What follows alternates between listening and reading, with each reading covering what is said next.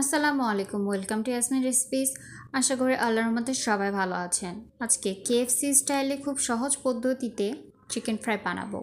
তো আমি এখানে মুরগির পিস নিয়েছি, চামড়া ছাড়া নিয়েছি, আপনারা চামড়া সহ নেবেন।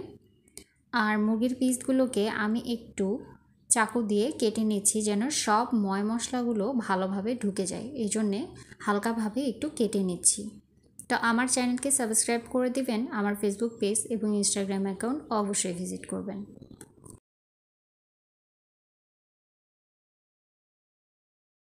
সবগুলো মুরগির পিস আমার কেটে নেওয়া হয়ে গেছে। আমি এখন এখানে পানি দিব এবং লবণ দিব, দিয়ে ভালোভাবে সব কিছু মিক্সড করে নর্মাল ফ্রিজে সারা রাতের জন্য রেখে দিব।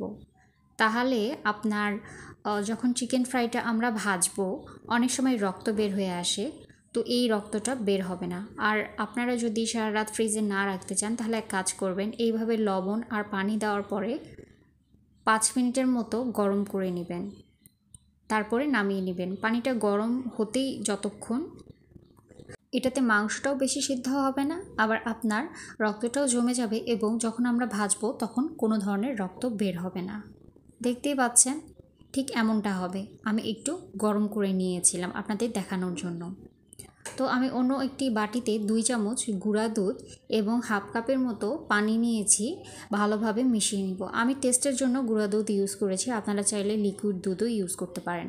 আর কালারের জন্য সামান্য জর্দা কালার ইউজ করেছি, সেটাও ভালোভাবে মিশিয়ে নিব। 1 চামচ ভিনেগার এবং 2টা লেবুর স্লাইসের রস দিয়ে দিব, দিয়ে ভালোভাবে সব কিছু আবারও আমি মিশিয়ে নিব।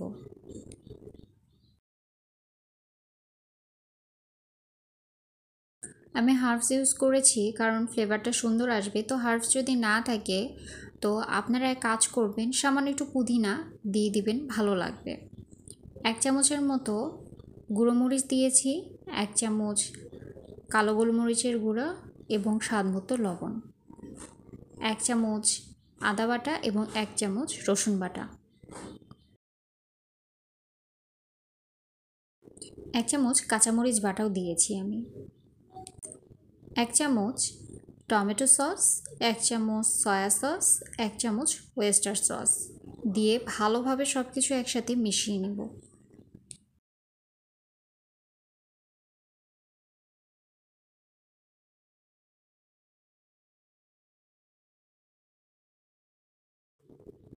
মশলাগুলো একসাথে মাখানো হয়ে গেলে মুরগির পিসগুলো এখন আমি একটা একটা করে সবগুলোর সাথে ভালোভাবে মিশিয়ে নিব এবং ভালোভাবে মেখে নিব যেন পিসের মধ্যে মশলাগুলো ভালোভাবে ঢুকে যায়, এবং 3 ঘন্টার জন্য রেখে দিব। আপনাদের কাছে সময় না থাকলে 1 ঘন্টার জন্য রেখে দিতে পারবেন। আবার আমি যেভাবে একটু ভাপে নিয়েছি, আপনারা ইচ্ছা করলে সাথেও এটা তৈরি করে ভেজে নিতে পারবেন। আমি এখানে 2 কাপের মতো ময়দা, স্বাদ মতো লবণ, 1 চামচের মতো গুঁড়ো ঝাল, হাফ চামচের মতো হলুদ, 1/3 টেবিল স্পুন গোলমরিচের গুঁড়ো, এখানে আমি একটু সামান্য পরিমাণ হার্বস ইউজ করেছি,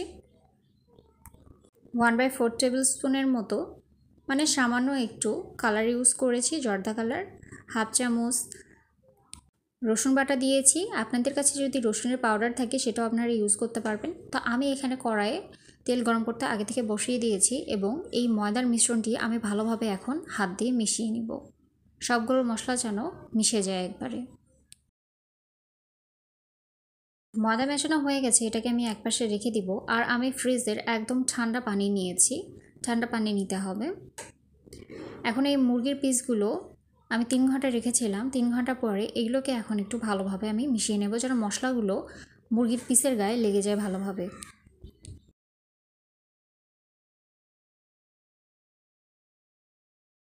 এখন একটা করে পিস আমি ময়দার মধ্যে প্রথমে দিয়ে ভালোভাবে ময়দা লাগিয়ে নিব মাংসের পিসগুলোতে।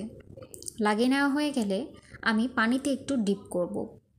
পানিতে ডিপ করা হয়ে গেলে আবারও আমি ময়দাতে দিয়ে দিব, দিয়ে চেপে চেপে ময়দা একটু গায়ে লেগিয়ে নিব এবং যেটা এক্সট্রা ময়দা থাকবে সেটা আমি ফেলে দিব ঝাড়া দিয়ে।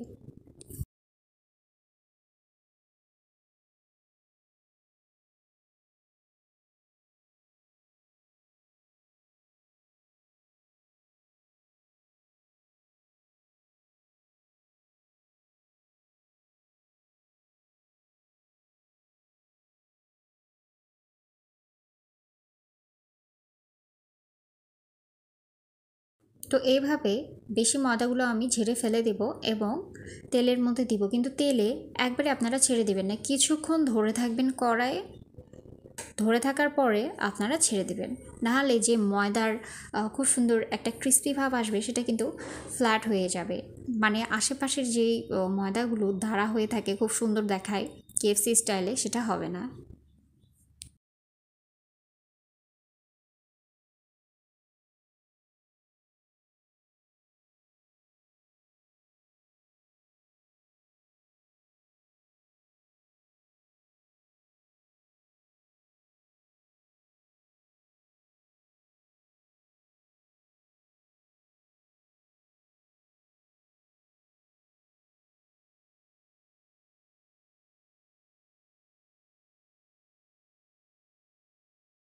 এই যে সেকেন্ড যে লেগ পিসটা আমি দিচ্ছি, কিছুক্ষণ তেলে আগে এভাবে ধরে থাকবেন, ধরে থাকার পরে আপনারা তেলে ছাড়ে দিবেন। মিডিয়াম টু লো হিটে সবগুলো চিকেন ফ্রাই আপনারা ভেজে নেবেন।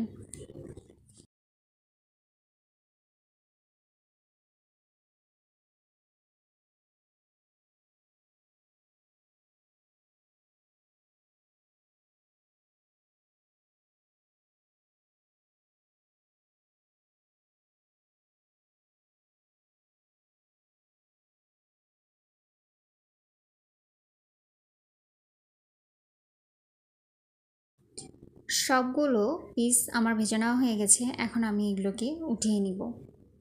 আমি নর্মালি জাস্ট একটা সস বানিয়েছিলাম, টমেটো সস, এর সাথে খাওয়ার জন্য।